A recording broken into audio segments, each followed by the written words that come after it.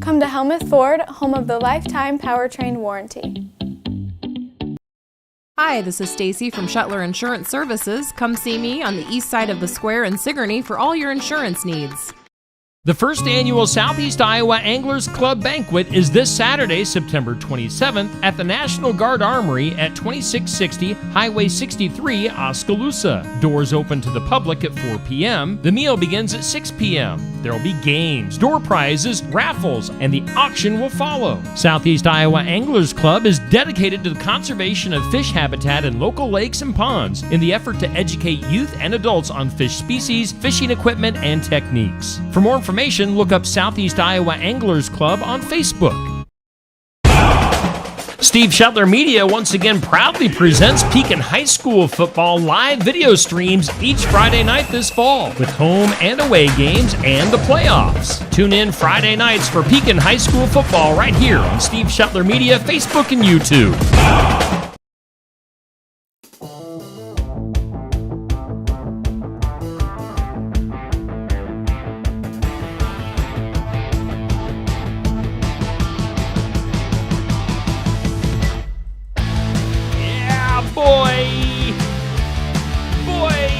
Time for some real talk here on Steve Shuttler Media with Aaron and Steve. He is Aaron Fleming. I'm Steve Shuttler. If you've watched anything on my Facebook or YouTube pages, you probably know that. But anyway, Steve Shuttler, founder and CEO of Steve Shuttler Media, the media empire that is sweeping Southeast Iowa. Yes, indeed. Hey, New Life Community Church in Wellman is the sponsor, and that's where you're the pastor. Yeah, I guess I'm the founder and pastor of New Life Community Church. Exactly. The church that I hope is not an empire. We are hoping to spread the love of Jesus across Southeast Iowa, though. So here we are, and Steve, last week we were reading a depressing story from the book of Judges. One of the saddest, most disgusting and heartbreaking stories in the Bible. Stealing and idols. Stealing, idols, oaths, weird stuff. The next chapter got worse. Just really brief summary. The people of Dan were having a hard time capturing their part of the promised land because the Philistines were too strong. And the people of Dan were like, this is too hard. Let's go somewhere easier.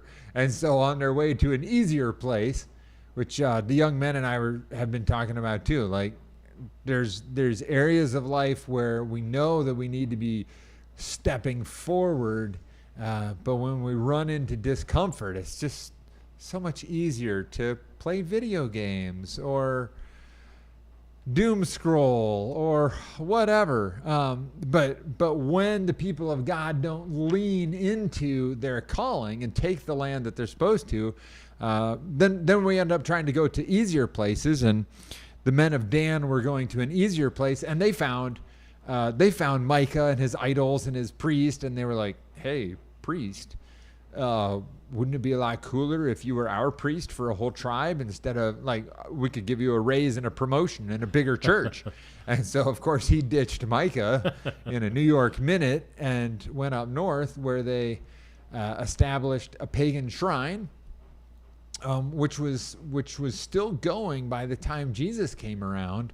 That shrine became eventually the Temple of Pan at the gates of hell in Caesarea Philippi. Wow. And the worship of Pan was not cool. We're not going to talk about what they did there on the radio here because there might be children listening to this show. So, when the people of God take the easy road, sometimes that creates a slippery slope that goes downhill for 1,200 years. So, but we promised that we wouldn't be depressing in this show. All right, so at about the same time that all that was happening, back in the town of Bethlehem, which is where that Levite came from, and where some of the really grotesque action takes place in Judges chapter 19, we're going to skip up to the book of Ruth because it is a way happier book, and we needed some encouragement and some uplifting messages here on Real Talk with Aaron and Steve, because guess what? It is real that in life there is pain and sin and gross stuff like that, but it is just as real that there are beautiful things happening all around us and that God is moving every single second of every single day. And so we're going to the book of Ruth, to chapter 2, which is the chapter I like to read with the young men, because this is where Boaz comes in. Okay. And Boaz is just one of my favorite characters in the whole Bible. And here's the first thing that we read about Boaz in verse 2. Now Naomi had a relative on her husband's side from the clan of Elimelech, a man of standing, whose name was Boaz. So here's a man with a positive reputation. Like, people looked up to this guy. They respected him. And he was a man of standing. He was also a man of wealth. And so I think that's just a pretty good goal for a young Christian man, to say, I want to grow up to be like Boaz. I want to grow up, not that I want to be filthy rich for the sake of being filthy rich or having status or being able to, lord it over other people, but to be able to provide for other people, to be able to give generously, to be able to make a difference in our community. Like our communities are like our economies are driven by people who have the wealth and the know-how to start small businesses that grow into larger businesses that give people jobs. So when I think of Boaz, I think of a man who had strong faith in God and was impacting his community through the business realm. And I don't know, how cool is that? Like, what more do you want to do with your life?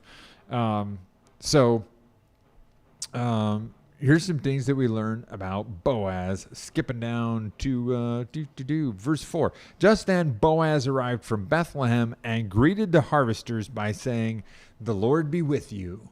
And I don't know how many of us work in a place where the first thing that our boss says when he rolls through the door is, "God bless you all." I'm so glad to be here working with you today. The Lord bless you. Well, that's just who Boaz was. And here's their response. "The Lord bless you," they called back. So I like this guy. I want this guy as my boss.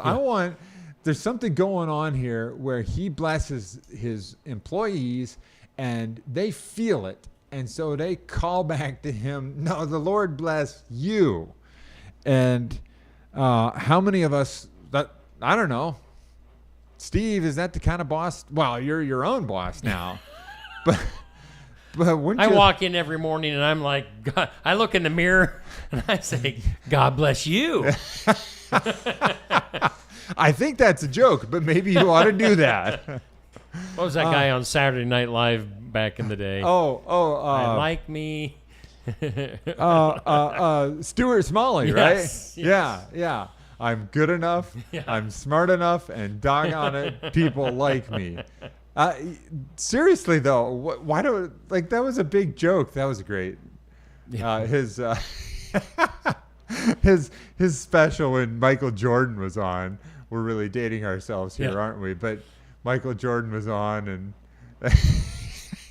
he's like, "Now, Michael, I know that we all, feel discouraged about ourselves sometimes." And Michael's like, No, Stuart, I'm the greatest. Yeah. So, maybe you should roll in here every morning. The Lord bless you. The Lord bless you. I've got a mirror right over there, so I need. I'll remember that. Do it. So the next thing that happened. So this is we're kind of jumping into the story where this widow named Ruth has gone to work in Boaz's field. And so Boaz sees her, and he asks his foreman of his harvesters, "Whose young woman is that?" So he sees her, and the first thought we don't know if it's the first thought in his mind, but it's the first thing that he says about her is, who does she some translations say, who does she belong to? And some of our friends are going to have their tails in a knot because he's talking about her as if she's someone's possession. No, this is a guy who sees a young woman and he's never seen her before, so he doesn't know who she is. And I think there's a good chance that she's an attractive young woman. We find out that Boaz is a single man. The story makes it sound like maybe he's a little bit older, and she's a widow, so maybe she's not super young. But he sees a single woman. He doesn't know who she is, and so his question is, what are her connections? Where does she fit in? In that society, it would have been really important to know, does she have a father? Does she have a husband? Does she have an older brother? Is there someone who will take care of her and protect her? And so that's his first thought, is who does she belong to? And I believe this doesn't have to apply just to young women, but this happened at New Life a number of months ago. A young single woman came to church. I met her at the door. 5 minutes later, a young lady from our church came in, and I pulled her aside and I said, "Hey, there's a new girl who looks like she's about your age. Will you please go make friends with her? Because I don't know the young lady, but well here." And this is why I did it. I really, sorry, I'm brains jumping back and forth here. Let's just read the story for a little bit. The foreman replied, "She is the Moabitess who came back from Moab with Naomi. She said, 'Please let me glean among the sheaves behind the harvesters.' She went into the field and has worked steadily from morning till now, except for a short rest in the shelter." So I just love what the culture of Boaz's workplace is, finding out who belongs with whom, and they're focused on people's character and their connections and their character, not how rich is she, or how hot is she, or any of those kinds of things that we get into. So here's Boaz's first words to Ruth. He says to her, "My daughter, listen to me. Don't go and glean in another field, and don't go away from here. Stay here with my servant girls." So when I met a young woman who came to church by herself, these words right here came to my mind, and I wanted to connect her with the other young women in the church. Let's get people connected with a group of people that they'll identify with, that they can be safe with, and then here's this. Oh man, he says, watch the field where the men are harvesting and follow along after the girls. I have told the men not to touch you. Back off. Back off. This is, as far as I know, the world's first anti-sexual harassment in the workplace rule. This guy's like 3,000 years ahead of us. There's a new girl in the office or the factory or whatever. There's a new girl. She's a foreigner, and nobody is going to take advantage of her on Boaz's farm. He's going to make sure she's connected with a peer group. He's going to try to find her some friends. He's going to make sure that nobody takes advantage of her. And then this is beautiful too. Whenever you are thirsty, go and get a drink from the water jars the men have filled. And this is just kind of a beautiful picture too, because over and over and over we see in the Bible and in other ancient sources that hauling water was women's work. And which I think from our perspective is a little goofy, because we're like, that's heavy. Like, shouldn't the men, the guys who are bigger and stronger and have more muscle mass and more bone mass, like, shouldn't those people carry the water? But in so many cultures, and this is true in a lot of cultures around the world where people still have to carry their water, carrying water is women's work. And I don't know what the men sit around like, I don't know what I'm going to do with my muscles today, but it's not going to be carry water. But in Boaz's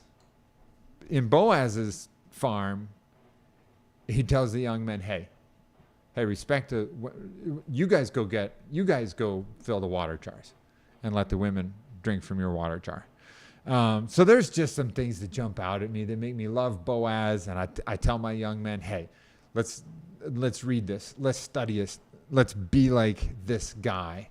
And so just want to encourage our listeners, go out and read the rest of the book of Ruth. It's a sweet love story.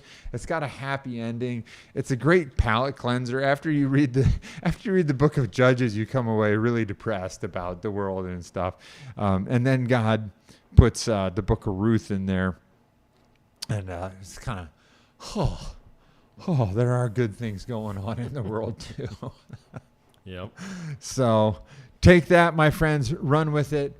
Look at yourself in the mirror and bless yourself. If you have employees, maybe consider blessing them first thing in the morning before you start giving orders. But other than that, I think Steve, unless you've got anything to add, I just want to say, please come and if you're looking for a church, if you don't have a spiritual family, New Life meets at 10 o'clock on Sunday mornings in downtown Wellman. Our address is 257 8th Avenue, and you can park on 8th Avenue, but there's even more parking in the city parking lot out on 9th Avenue, which is really handy if you're coming from Keota or the Sigourney direction and you're coming up Ginkgo Avenue, like from Sigourney you'd take 92 over. Well, which way do you come when you come to Wellman? Do you take 92 over to Ginkgo or do you take 149 up? I go up 149. Oh, well, that just kind of ruined my whole thing there. Yep. So you go up to 149 and take Highway 22, and then you turn right on 9th Avenue in Wellman, and it just shoots you straight down to the city parking lot, and you can find our west entrance from there. So 10 o'clock, we're a church with a lot of mottos, but one of them is God, friends, and fun. So come check us out and tell us how we're doing. If God is there, like if people are friendly and if we're having fun at all, I think you'll find we are. So anyway, I hope we see you around soon. Okay, thanks, Aaron. And that is this week's Real Talk. It's brought to us by Aaron's Church at New Life Community Church in Wellman, Iowa. All right, we will do this again next week here on Steve Shetler Media.